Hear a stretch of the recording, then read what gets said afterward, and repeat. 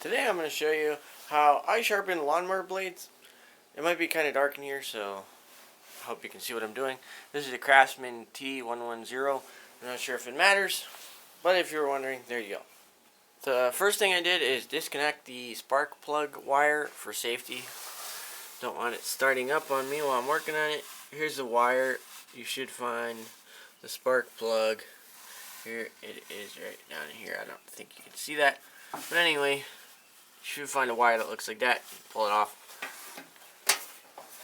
This lawn tractor has two blades, and for the first one here, I have the C-clamp set up. There's a piece of wood on the inside and one out here. It's to protect the deck from getting scuffed up with the clamp, and I got it tightened up, and that helps the blade will bump into the other end of the C-clamp, which you can't see because it's under here. And we'll keep it from spinning, because if you don't do that, it'll just spin around when you try to loosen the bolt. Next, I have my socket wrench here. I'm going to make sure it's switched to off. I think it's just lefty loosey, righty tighty on this. It's just a little different because it's upside down. But I got that switched off. Then I got this pipe to give me extra leverage because it gets pretty stuck on there. And now the tricky part, I got to get this on the bolt under here. You can look for that or you can feel for it. These blades are really dull, but still you should exercise caution. So I'll get this blade to spin around and hit the C-clamp. There we are. And oops, fell off. Hang on. And once you got down there, I'm going to slip my pipe on. Give it a good. I'm going to hold on to the deck and crank. There we go. Alright, just came off. Then you don't really need the pipe, but and just loosen it up all the way.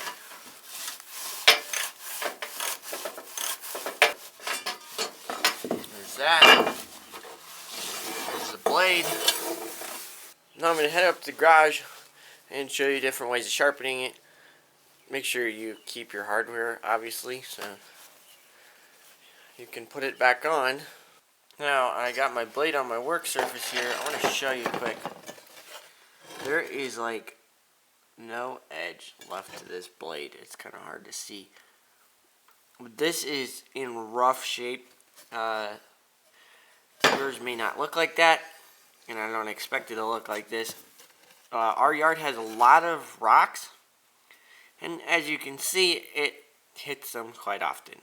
So we might just have to buy a new blade, but I'll show you different ways of sharpening it anyway. So the first thing I have here is a file. This isn't a very aggressive file. It's just a little, just regular file. And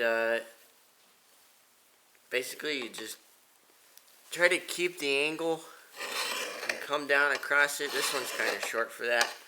But one thing about the angle, from what I know about woodworking and chisels and sharpening blades and things like that, is if you go more on an angle like this, it'll be a lot sharper, but it'll wear down a lot faster. And the more steep you go, like this, it will hold out longer, but it will not cut as efficiently. And I don't think it's so sensitive when it comes to lawnmower blades, because, I mean, this thing is very dull, and it's still cutting stuff, and so I wouldn't worry a whole lot about the angle. It is nice to keep that kind of, I think it's about a 25 to 30, but it's not something you need to be super concerned about.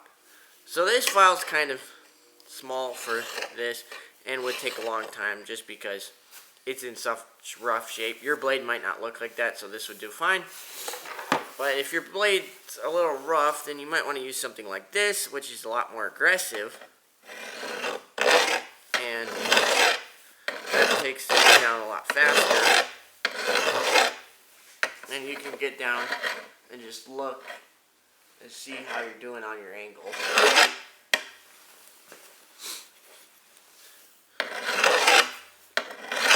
And another thing that I sometimes have used before, I don't use a whole lot, but a Dremel, and it comes with a little, you can use a lot of different grinding bits, mostly the more cylindrical ones.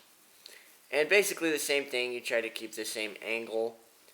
But this blade is way too destroyed to do that either. Like I said, your blade might not look like this, it might just be a little dull. And a Dremel would do fine, or so would this file, and things like that. But, like I said, this one's just too rough. The last method I have is the grinder, and you want to make sure you wear, proper safety equipment and stuff, earmuffs and safety glasses. I have it secured here with some Irwin clamps. You can do that with, you should do it with anything you do, the files and whatnot. It makes it easier. But I got a grinder, and I'm no kind of skilled metal worker, so I'm not the world's authority on grinding lawnmower blades. But basically, what I do is you just, you try to keep the angle and be careful and just lightly go across it. It can make a mess real fast if you do it wrong, but you just be slow and careful. It's not going to be perfect, but that's okay. Like I said, I'm no kind of metal worker.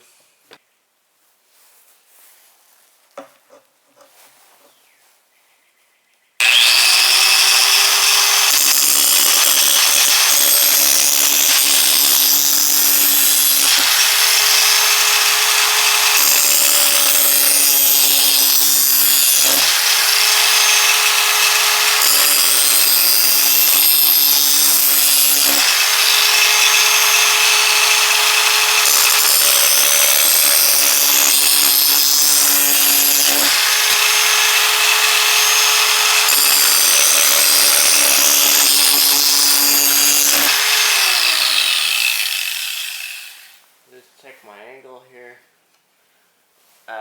What I just did there is probably not a good idea, because if that's hot, I'm going to feel it through this glove. Anyway, it's probably going to take forever to grind this all out, because it is in such rough shape. So I'll keep grinding and I'll let you know when I'm done. So when I'm done, it usually looks like this. It's kind of hard to see in here, but you can see a little bit of a light difference. That's just because I kind of changed the angle a bit with the grinder, because I can't hold it perfectly.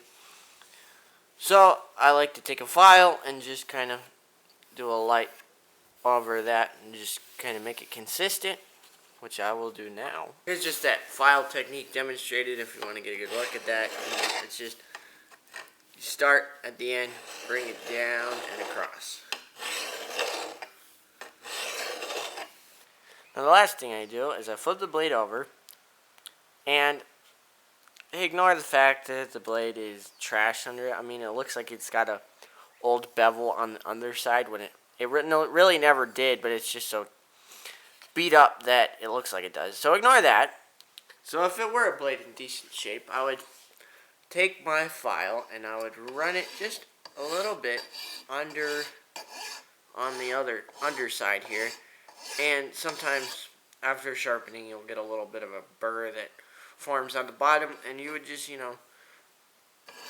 just shave that off with the file. Just try to keep it flat, just flat across, and you don't need to remove a ton of material or anything like that. You're just taking it off. But of course, like I said before, this blade has absolutely no thing to have a burr on, because it is destroyed. But ignore that. Just listen to what I'm saying. Now, last of all, you want to make sure your blade is balanced, and all I did is clamp the pencil to the table and set the middle of the spoke here on the pencil, and whichever side is leaning down more is the side you should take more metal off of. Of course, that appears to be this side because I didn't sharpen it at all. But after I do that, then you'll be ready to put it on. Just make sure it's balanced, If it's not, just take more metal off the side that's heavier. The blade is sharpened, it's balanced, and now it's time to put it back on. So you look at your manual here, and in the service and maintenance, it'll have a section on blade sharpening, but it should say how tight you should tighten it. And it says use a torque wrench to tighten the blade. Spindle hex flange nut to between 70 foot-pounds and 90 foot-pounds. So I learned that it's a good idea to always go with the low end because 90 foot-pounds is really hard to get off. So I usually go with the low end. So I'll grab a torque wrench and show you what that looks like. So I have my torque wrench here. It's this big long thing. And it's got this handle on the bottom. And I don't think you can see those numbers because the camera's not focusing. Anyway, you just have numbers on here, 40, here's 30, 40, 50, and it goes all the way up. So we're going to 70, which is this third one on this side.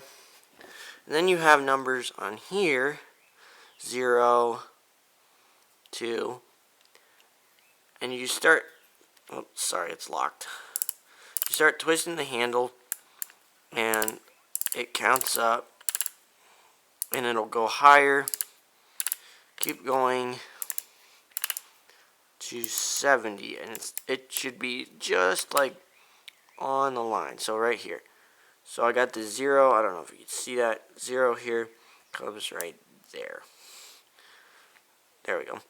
And if I went to the 2, then that would mean it was 72, and then 74. But if it's just at 0, that's 70. So if you've never used one of those before, there you go. So I lock it. It's got a little lock on the handle. I don't know if yours has that. Sure, it's 2 on. And then I'll have to put my nut on there to tighten it. Now, before you put it back on, make sure you know which side is the bottom. Usually it's the side with the number on it. It actually will sometimes say bottom somewhere, but this one's so crusty you can't see that. Alright, now I'll put this back on. You might need to look under it and feel where make sure I got it on there right. And then I'm just going to get it hand tight with the nut. Now you might be concerned about this clamp, if the blade hits the clamp when you're tightening it.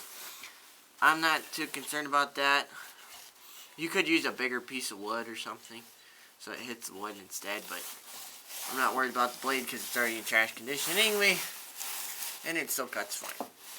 So, stick it on there, make sure you, wrong end, make sure you get it on the nut all the way. It's important to use the right sized head on your socket wrench because otherwise it will wreck the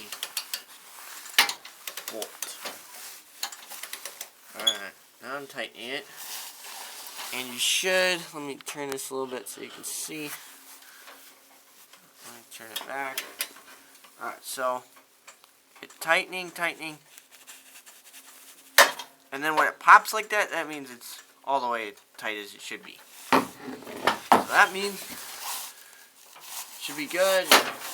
Kind of feel it with your hand. Make sure it's not going to come off of there.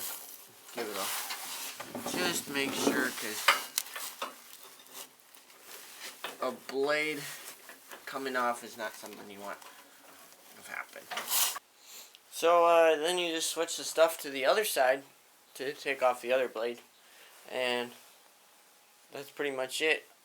Your tractor might be a little bit different, but it pretty much should be similar. So what about a push mower? Well, it's pretty much the same thing. You pop the spark plug wire off for safety, then you put the clamp on, get your socket and whatnot, and pop the nut off and do all the sharpening stuff. And you might need somebody to help hold it because it can move around because it's a lot lighter. My dad told me about these type of torque wrenches. After you're done tightening up what you're tightening, you want to unscrew it. Oops, that's locked.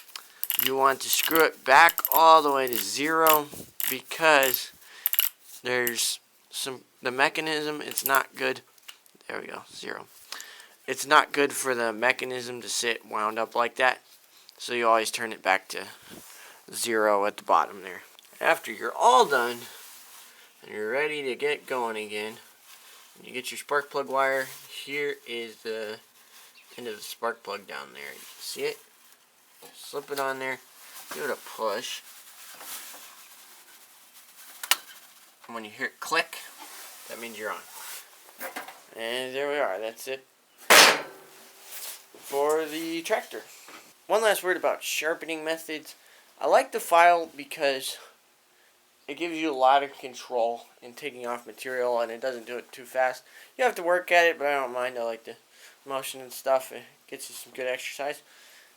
But the grinder does take things down a lot faster when you have really bad blades. And at some point, you know, your blades are probably going to need to be replaced. I'm guessing these are on this tractor. It probably depends on where you live. Where we live, there's a lot of rocks, and you hit them a lot. So it chews through those blades quick. Well, I think that's about it. If you have any questions that you felt like I should have answered, or if you have any extra ones or whatever, just leave them in the comments. Do exercise caution. They are blades, and dull blades are still dangerous, and especially when they're strapped to something that sends them whirling around at however much RPM that the mower does. But you know, so just be careful. I hope this video was helpful, and see you again soon. Have a good one.